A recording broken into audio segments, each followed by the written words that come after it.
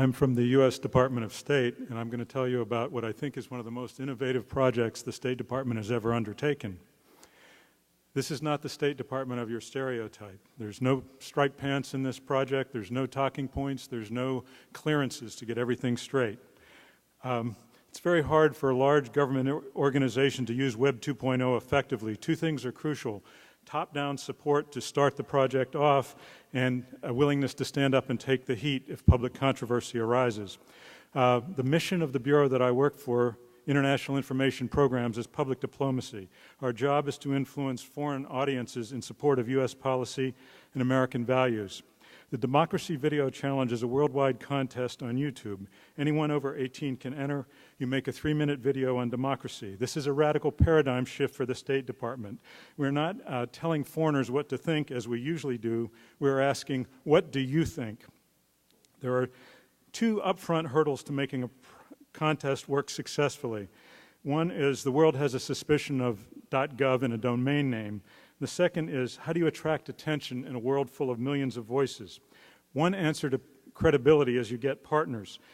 This particular project has partners like NBC Universal, YouTube, the Directors Guild of America.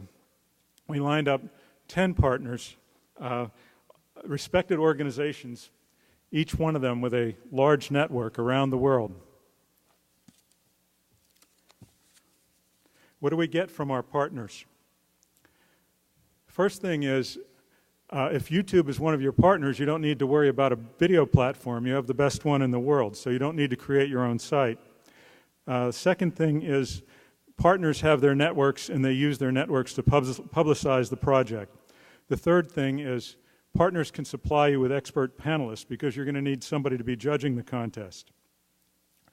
Once the contest got underway, we were offering a prize for these young filmmakers of trips to New York, DC, Hollywood, and introductions to industry leaders in each one of those places. The second prize element, though, was, I think, at least as significant. This was a worldwide platform. The top prize winner, the Filipino video, has 176,000 viewings. The contest was pretty simple. Democracy is, then you fill in the blank. Some of the entries were sincere, some of the entries were satirical or skeptical. The jury, the first panel basically was to make sure that the YouTube rules were observed, and by YouTube rules I mean no violence, no obscenity, no hate speech. Then we had higher-level panels to judge the artistic quality of the videos and narrow them down. We got it down to 18 finalists, 3 for each of 6 regions of the world. Then there was a month-long American Idol-style voting for the 6 winners. The top vote getter came from Brazil. This project generated quite a lot more success than we expected it to when we began. We were told going in that 150 entries would be good. We wound up with 905 entries. But the real payoff we've found is the ongoing communities created and the afterlife of the videos that were produced. We discovered that if you copy a sampling of these videos to DVDs and you distribute them around the world, what you've generated is a terrific set of discussion starters that can be used in any school from elementary all the way up through graduate. Here are the 6 winners. If you take a look at them, you can see what they have in common. They're all pretty young. What you can't see is the diversity of these winners. My favorite is the one from Nepal, which has street demonstrations set to some pretty clever hip-hop rhymes. 2 of the spin-offs were Facebook and Twitter. We now have 7,300 fans on our Facebook page.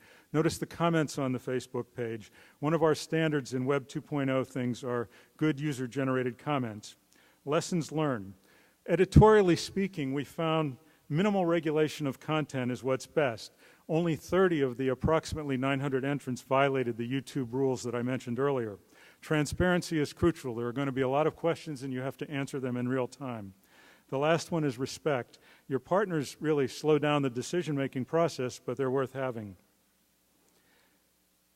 Next year's contest is going to be starting next week. It's going to be the same theme. Democracy is. We're expecting more entries, more viewers, more voting. But the rule number 1 for new media project is you can't anticipate the outcome because you are relinquishing large amounts of control. In fact, I think this project exemplifies Jeff Jarvis's first law of the internet, which is give the people control and we will use it. Don't and you will lose us.